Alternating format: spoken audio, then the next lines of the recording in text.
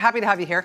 I took a week's vacation earlier this summer, long planned. I took some days at the end of July. Susan and I planned to spend some time at the beach. I was so looking forward to it. And then, of course, just before my vacation days rolled around, naturally, I fell down. I rolled over on my ankle and snapped ligaments. So this meant my beach vacation was now going to be a beach vacation on crutches. And there's nothing more efficient and more fun and more relaxing than crutching around in the sand.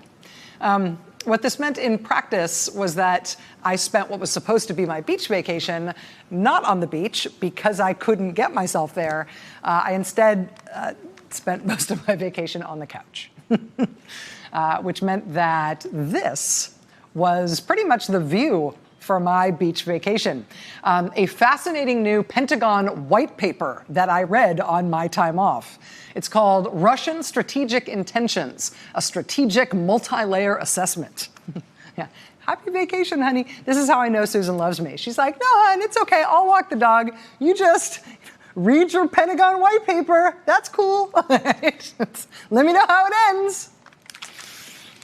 The Washington Post and Time Magazine have both, within the past 24 hours, published big news scoops about the Republican leader of the Senate, Mitch McConnell, and something that Russia is now doing in his home state. Tom Hamburger is the lead reporter of the Washington Post's piece. He's going to be joining us live in just a moment.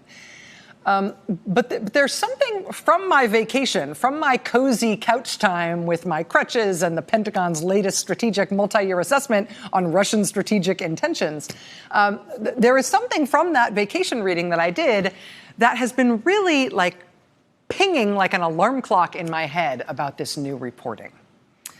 In this new Pentagon report that I just read, one of the main ideas is that Russia is operating in a sort of gray zone in its efforts to try to get what it wants around the world, but also specifically to get what it wants against us. A mix of military and intelligence and seemingly private operations that are organized by the Kremlin and that are designed to coerce us and to weaken us as an adversary and a rival.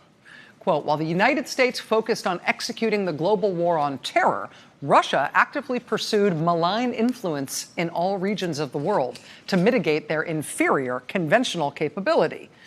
Russia has a growing and demonstrated capacity and willingness to exercise malign influence in Europe and abroad, including in the United States.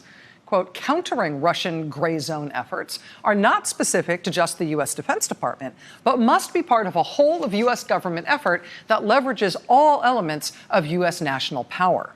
Russia's gray zone tactics are most effective when the target of those tactics is deeply polarized or lacks the capacity to resist and respond effectively to Russian aggression.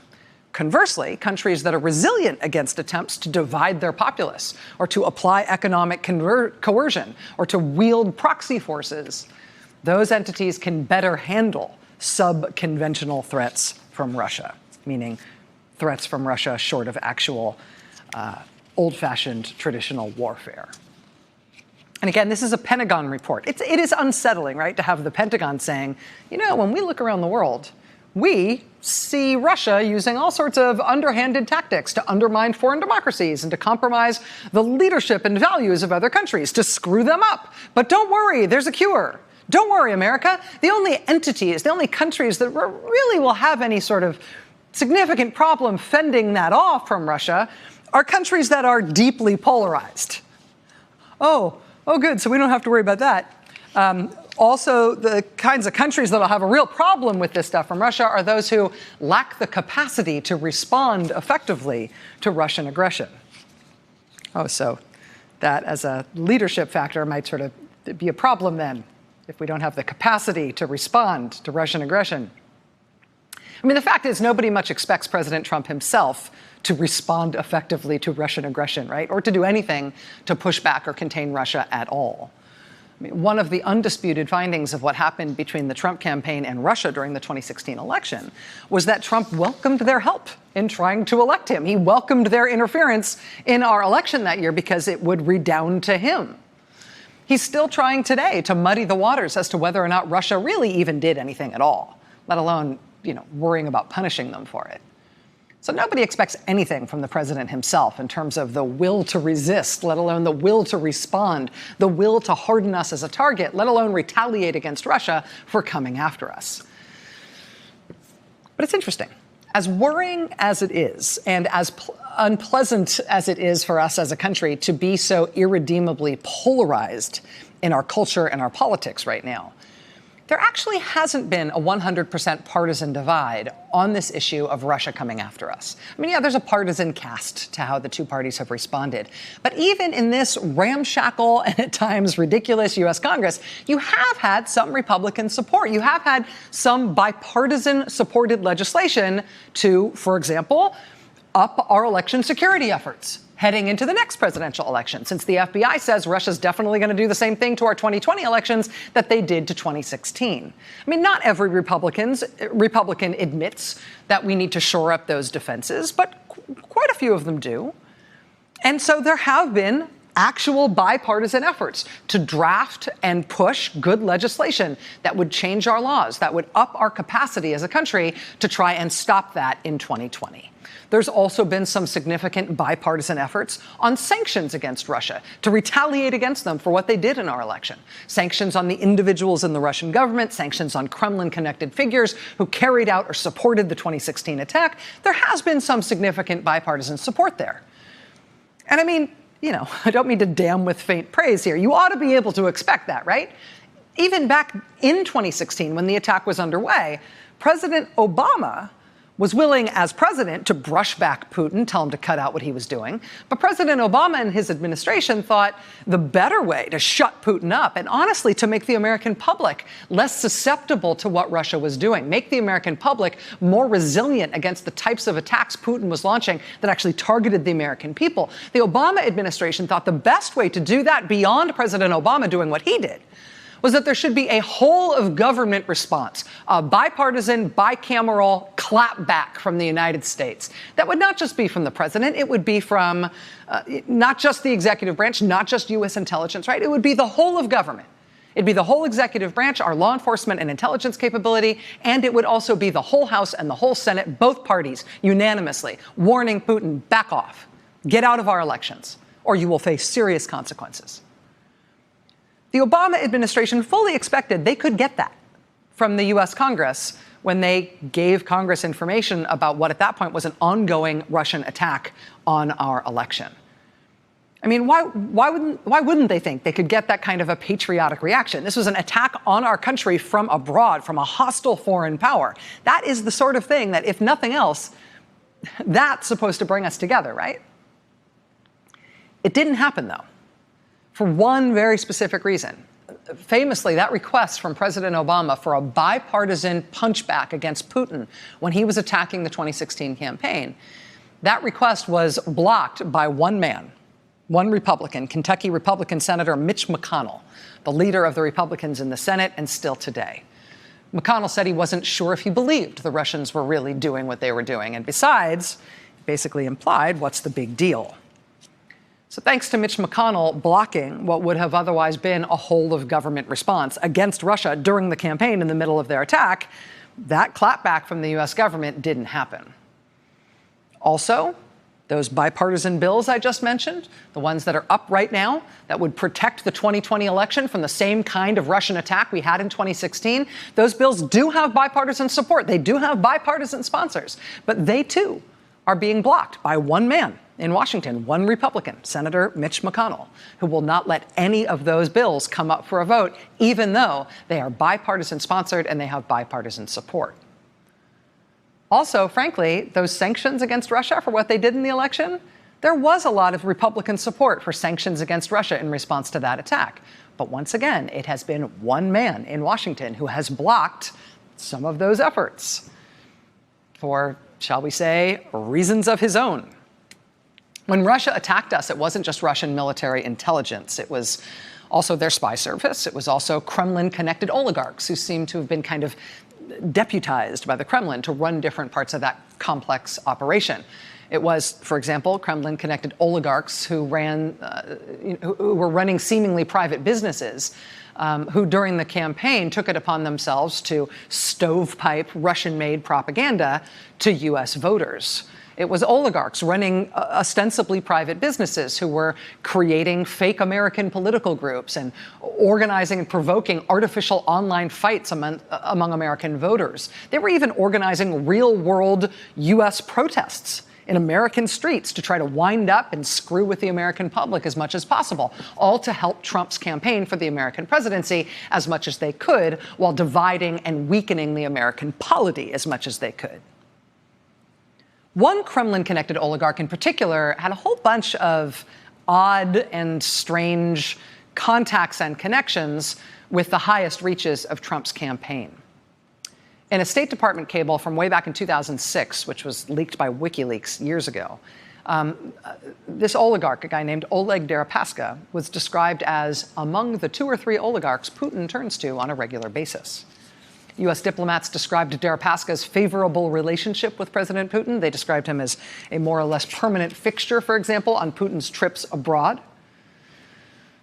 The same year as that U.S. diplomatic cable about Deripaska, in 2006, the Associated Press reports that that same oligarch, Oleg Deripaska, as close as he was to the Kremlin, he entered into a strange contract with an American, with the American man who would ultimately become Donald Trump's campaign chairman, Paul Manafort.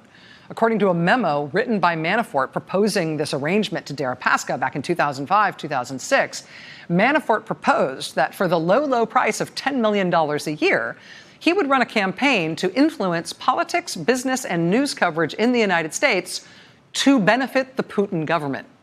Quote, "We are now of the belief that this model can greatly benefit the Putin government if employed at the correct levels with the appropriate commitment to success." And in Manafort's view, the appropriate commitment was reportedly $10 million a year, as specified in the contract. The AP says they saw records of wire transfers of millions and millions of dollars to Paul Manafort in conjunction with that contract, starting that year, 2006, and ending we don't know when. Over the years, Oleg Deripaska and Paul Manafort would have a lot of different political and business engagements together. Manafort, of course, now sits in federal prison. He may ultimately be looking at a long state prison sentence that picks up after his federal sentence. As such, we may never fully know the extent of what was going on in Manafort's overseas career in those intervening years, including his interactions with Deripaska. We do know, though, that by the time Manafort took over as Trump's campaign chair for 2016, for some reason, he saw that gig on the Trump campaign as a good reason and a good occasion to re-up his long-standing relationship with that Kremlin-connected oligarch, with Oleg Deripaska.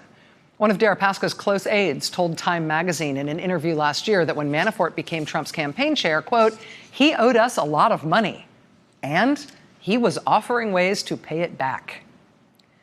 We know from the Mueller investigation that for some reason, Trump campaign chair Paul Manafort offered this Russian-connected oligarch, Oleg Deripaska, he offered him private briefings on the Trump campaign during the election, up to and including the still unexplained plotline from Mueller's investigation, in which Manafort is known to have shipped Deripaska a whole bunch of internal Trump campaign polling data, non-public, proprietary information on the campaign's plans and strategy, particularly in key states in the industrial Midwest, that Trump would go on to unexpectedly flip on his way to an election night victory in 2016. Why did Deripaska want that kind of granular information? Manafort is known to have passed that data on to Deripaska during the 2016 campaign through an intermediary who has himself now been charged by federal prosecutors. The intermediary that Manafort used to ship this stuff to Deripaska is believed by the FBI to himself be linked to Russian intelligence. So when it comes to what Russia did and how Russia messed with our election, Deripaska is this key figure who is still a bit of a mystery. He definitely plugs into the Manafort part of this scandal in a way that Mueller's report essentially leaves as an open question. This is from Mueller's report. Quote, the special counsel's office could not reliably determine Manafort's purpose in sharing internal polling data during the campaign period. Manafort, something redacted, did not see a downside to sharing campaign information and told Rick Gates that his role in the campaign would be good for business and potentially a way to be made whole for the work he previously completed in Ukraine. As to Deripaska, Manafort claimed that by sharing campaign information with him, Deripaska might see value in their relationship and resolve a disagreement, a reference to one or more outstanding lawsuits. Remember Deripaska's friend saying Manafort owed them a ton of money. So Deripaska is this intriguing figure when it comes to Russia's attack on our election. Deripaska is believed by the U.S. government to not just be highly connected to the Kremlin and to Putin's office in particular. He's believed by the U.S. government to have organized crime links as well. As such, he has long been barred from getting a visa to visit the United States. But Deripaska is doing very well in Russia. He's also the head of a huge Russian aluminum conglomerate. When it came time to sanction Deripaska for his role in Russia's attack on our 2016 election, it made sense that those sanctions wouldn't just apply to him personally, they'd also apply to his business, right, to his firm. Seems like exactly the kind of way you might want to use sanctions if you really wanted them to have an impact on the country you were targeting and the people you most wanted to pinch. But again, if you were going to really go after them where it hurt, you'd want to trust that your own country's leadership was going to stand behind it. You'd want the leader of the U.S. federal government to have, I mean, forgive me, like some stones on the issue, right? I mean, if you're going to take that route. I mean, this is a guy who's very close to Putin and to the Kremlin, linked to supposedly to organized crime. In terms of his business interest, you know what? Russia has a terrible economy. Russia does not make that much stuff at all other than oil and gas, so it's totally dependent on oil and gas prices and its links with Western oil companies for its economic future. But Deripaska does have this big aluminum company, and that's something. His big aluminum company is actually a substantial business interest for the whole country of Russia. Sanctioning that company would take a big bite out of the Russian economy. Sanctioning that company, I mean, that might actually hit them where it hurts. Therefore, perhaps inevitably, with this leadership that we've got right now in our government, the Trump administration decided to go wobbly on the sanctions against Deripaska and his firm. They had second thoughts. They decided just a few months after they had announced the sanctions in the first place that they were going to drop the sanctions on Deripaska's firm.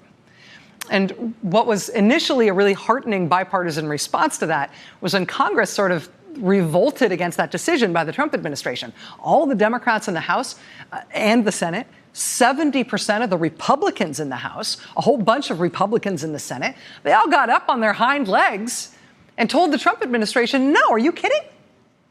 You can't drop the sanctions on this guy. You just put them on. Our election was actually attacked by Russia. These sanctions will hit them where it hurts. These sanctions are there for a reason. Why would you drop these sanctions? Congress got mad. There was a huge response against what the Trump administration did. Again, a bipartisan response. Well, thanks to this new reporting out today from Time Magazine and the Washington Post, we now know what happened next. In January of this year, an executive from Deripaska's firm, from his big aluminum company, sat down for dinner with an American entrepreneur. They met at a fancy restaurant in Zurich, Switzerland. The American guy was somebody who'd had a little bit of experience dealing with the Russians and Russian oligarchs in particular. He had previously sold a U.S. steel business to Russian oligarchs. But in January, he was over in Switzerland meeting with a guy from Oleg Deripaska's Russian aluminum company. And the problem, of course, was at that moment, that Russian aluminum company was under U.S. sanctions. Even though the Trump administration had decided to drop those sanctions, they were under U.S. sanctions at that time. It was therefore illegal for any American to do any business with them whatsoever. As first reported in Time Magazine and the Washington Post today, we now know that the day after that dinner in Switzerland is when Mitch McConnell killed the bill in the Senate that would have maintained the sanctions on Oleg Deripaska and his firm. There was bipartisan support for keeping those sanctions in place. There was good reason to keep those sanctions in place, given what Deripaska did, right? When the Trump administration said they wanted to drop those sanctions, there was a bipartisan revolt in Congress. Congress stood up and said, no, no, no, we're not going to let you drop those sanctions. You have to keep them. Until Mitch McConnell stepped in and he allowed for them to be dropped. And now we know that within weeks, that businessman from that Switzerland dinner would announce that Oleg Deripaska's Russian aluminum firm had suddenly dug into the couch cushions and found $200 million that they were now going to invest in a brand new aluminum plant in Mitch McConnell's state, Mitch McConnell's home state of Kentucky, the biggest aluminum plant of its kind built in this country in nearly 40 years. It never could have happened had the sanctions still been in place. Mitch McConnell is the one who made sure those sanctions were dropped, and then Deripaska's firm basically immediately wrote that $200 million check. And so, no, I am not happy that I spent my vacation on crutches and on the couch instead of on the beach. But I am glad that by virtue of the fact that I was laid up, I had the chance to read that new Pentagon white paper on Russia's strategy and how they operate in the gray zone. Because it is, I think, helpful to see this not just from the perspective of, oh my God, what is Mitch McConnell doing? But oh my God, what has Mitch McConnell done? What is Russia trying to do here that Mitch McConnell has just allowed to happen? I mean, here's that quote again from the section of the Pentagon report that's called Moscow's Gray Zone Toolkit. Quote, hybrid tactics are most effective when the target entity is deeply polarized or lacks the capacity to resist and respond effectively to Russian aggression. Conversely, countries that are resilient against attempts to divide their populace or apply economic coercion or yield proxy forces can better handle subconventional threats from Russia. Countries that are resilient against attempts to apply economic coercion will survive these kinds of attacks from Russia better than countries that are not resilient in that way. Well, in what way can Russia, with its crappy economy and its zero economic future, in what way can Russia ever economically coerce us? I mean, you can understand it in terms of like countries on their border, the former Soviet Union, and that sort of sphere of influence they want to exert, countries where they can use oil and gas to really leverage the economies of those countries in ways that serve the Russian government. Okay, right, got it. But what can Russia do to us to economically coerce us? Well, skip to the end here. Skip to the recommendations of this new Pentagon report. Quote, hybrid tactics are most effective when the target state has lost the will or capacity to resist. The most prevalent indicators or signposts that an entity is vulnerable to Russian hybrid actions include political and social turmoil, weak security structures, and large Russian investments in its key capabilities. The Pentagon is telling us in this report from just a few weeks ago that one of the signs that Russia is making progress in its efforts to undo your country is when you start to see, not just weak security structures, like, say, not taking any actions to harden your elections ahead of a planned Russian attack on your next presidential campaign, or, increased political and social turmoil, not like we know anything about that in this country. Hello, day that ends in Y. Right? But in addition to those things, they're saying the other big thing to watch for here, the other big signpost that Russia is basically softening you up so they can leverage what they want out of you, is large Russian investments in key capabilities in your country, by which they mean specifically large economic Russian investments in your country that they can leverage. Quoting from Time Magazine's new reporting on what Mitch McConnell did here, quote, critics of the deal, the Rusal aluminum deal in Kentucky, critics of the deal, both Democratic and Republicans, say it gives Moscow political influence that could undermine national security. Pointing to Moscow's use of economic leverage to sway European politics, they warn this Kentucky deal is a stalking horse for a new kind of Russian meddling in America. Veteran diplomat Daniel Freed, who shaped U.S. policy on Eastern Europe at the State Department from the 1980s until 2017, tells Time, quote, that's just what the Russians do. They insert themselves into a foreign economy and then start to influence its politics from the inside. Heather Conley, who was a senior State Department official under George W. Bush, describes what Rusal is doing here as, quote, a strategy from within. Quote, you cannot go against them in a policy decision, even though it's in our national interest, when they have infiltrated you economically. One Kremlin-connected oligarch, Dmitry Firtash, who's currently fighting extradition to the United States, he told Time in an interview a couple years ago how this sort of strategy works from the perspective of Kremlin-connected oligarchs. He told them, quote, "What is a factory in a one-factory town? It's what all life revolves around. We don't just pay wages, we provide the social safety net. So people believe us." Firtash explained that when he and his factories put their support behind a political cause or a political candidate, quote, "that influences people. That's what ensures electoral support." So that's why we make sure that we run the factories, especially in one-factory towns. The short story here about Mitch McConnell is that he, more than anybody else in Washington, has blocked U.S. efforts to constrain or respond to Russia's recent attacks. That's why they're calling him Moscow Mitch now, right? But in this particular instance, his state, an economically disadvantaged part of his state, got a $200 million investment from a Kremlin-connected oligarch immediately after McConnell personally stepped in to make sure that sanctions on that oligarch were dropped, despite his role in what happened to our election in 2016 and despite bipartisan support, even from his own party, for those sanctions. But don't just look back at this. Look forward, right? I mean, the FBI says Russia's going to do to our election in 2020 what they did to it in 2016. They're saying it's happening right now. No reason to expect 2020 is going to be any different.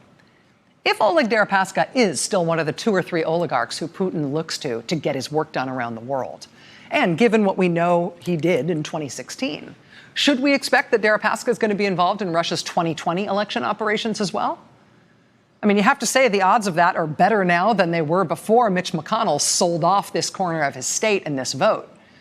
I mean, after all, before McConnell did what he did, Oleg Deripaska might have felt a little worried about participating in any Russian attack on us in 2020, right? He might have worried about those crippling sanctions that the U.S. government put on him, at least for a while, after 2016.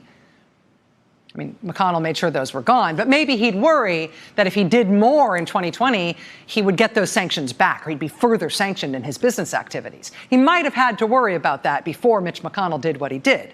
But now, Oleg Deripaska's business activities, the health of his business empire, that's part and parcel of the hardscrabble economy in one of Kentucky's neediest counties.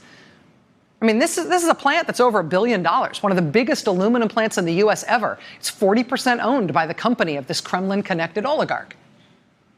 You're not going to be able to sanction him, no matter what he does to our 2020 election or whatever else he does at all. It would strangle Kentucky in the process. There would be hundreds, if not thousands, of American jobs riding on anything you did to that Russian guy's company, or frankly, anything you did to bother him.